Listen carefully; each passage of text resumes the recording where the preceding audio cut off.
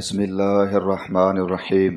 حضرت عمر بن خطاب رضی اللہ عنہ سے روایت ہے، انہوں نے کہا کہ میں نے ہشام بن حکیم بن حزام رضی اللہ عنہ کو رسول اللہ صلی اللہ علیہ وآلہ وسلم کی زندگی میں سورہ فرقان پڑھتے سنا۔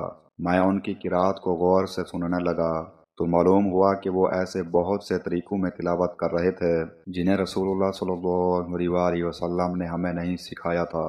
ممکن تھا کہ میں نماز ہی میں ان کا سر پکڑ لیتا، لیکن میں نے انتظار کیا اور جب انہوں نے سلام پھیرا تو میں نے ان کے گلے میں چادر لپیٹ دی اور پوچھا، یہ صورتیں جنہیں ابھی ابھی تمہیں پڑھتے ہوئے میں نے سنا ہے، تمہیں کس نے سکھائی ہیں؟ انہوں نے کہا کہ مجھے اس طرح ان صورتوں کو رسول کریم صلی اللہ علیہ وآلہ وسلم نے سکھایا ہے۔ میں نے کہا کہ تم جھوٹ بول رہے ہو، خود حضور اکرم صلی اللہ علیہ وآلہ وسلم نے مجھے بھی یہ صورتیں پڑھائی ہیں جو میں نے تم سے سنی۔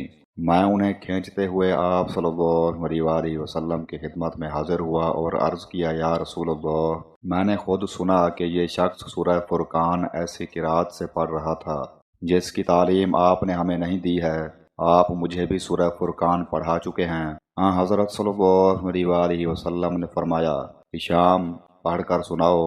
انہوں نے اسی طرح اس کی قرات کی جس طرح میں ان سے سن چکا تھا۔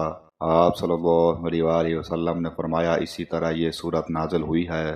پھر آپ صلی اللہ علیہ وآلہ وسلم نے فرمایا کہ عمر، اب تم پڑھو۔ میں نے بھی اسی طرح قرات کی جس طرح حضرت صلی اللہ علیہ وآلہ وسلم نے مجھے سکھایا تھا۔ آپ صلی اللہ علیہ وآلہ وسلم نے فرمایا، اسی طرح یہ صورت نازل ہوئی تھی۔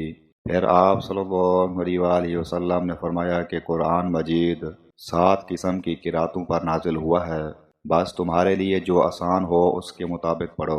صحیح بخاری حدیث نمبر 5041۔ طلحہ بن مصرف نے بیان کیا، کہا کہ میں نے عبداللہ بن ابی اوفا رضی اللہ عنہ سے سوال کیا، کیا نبی کریم نے کوئی وصیت فرمائی تھی؟ انہوں نے کہا کہ نہیں۔ میں نے عرض کیا، پھر لوگوں پر وصیت کیسے فرض کی گئی کہ مسلمانوں کو تو وصیت کا حکم ہے اور خود حضرت صلی اللہ علیہ وآلہ وسلم نے کوئی وصیت نہیں فرمائی؟ انہوں نے کہا کہ حضرت صلی اللہ علیہ وآلہ وسلم نے کتاب اللہ کو مضبوطی سے تھامے رہنے کی وصیت فرمائی تھی۔ صحیح بخاری حدیث نمبر 5022۔ حضرت عبداللہ بن عمر رضی اللہ عنہما نے بیان کیا کہ رسول کریم صلی اللہ علیہ وآلہ وسلم نے فرمایا، حافظ قرآن کی مثال رسی سے بندھے ہوئے اونٹ کے مالک جیسی ہے، اور وہ اس کی نگرانی رکھے گا تو وہ اسے روک سکے گا، ورنہ وہ رسی توڑوا کر بھاگ جائے گا۔ صحیح بخاری حدیث نمبر 5031۔